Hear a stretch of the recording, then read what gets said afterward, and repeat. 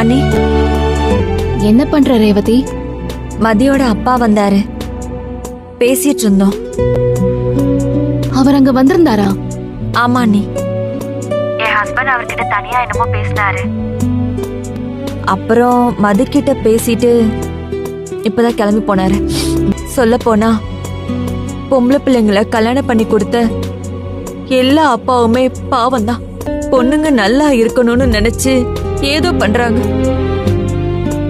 அப்படி இல்லைன்னு தெரிய வரும்போது அவங்களால தாங்கிக்கவே முடியாது. அப்பாக்களை கஷ்டப்படுத்த கூடாதுன்னு நிறைய பொண்ணுங்க பல விஷயங்களை அட்ஜஸ்ட் பண்ணிட்டு தான் போறாங்க.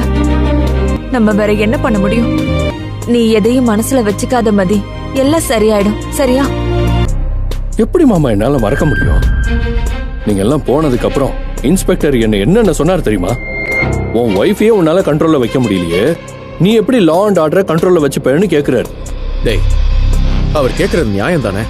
கல்யாணம் ஆகி இத்தனை நாள் ஆச்சு, இன்னும் உன் ஒய்ஃபை உன் வழிக்கு கொண்டு வரலையே. அவளை பார்த்தா வழிக்கு வர்ற மாதிரியா இருக்கா? நான் ரைட்ல போனா அவள் லெஃப்ட்ல போவா. அவளெல்லாம் வழிக்கே கொண்டு வர முடியாது அப்படின்னு நீயா நினைச்சிட்டு இருக்க?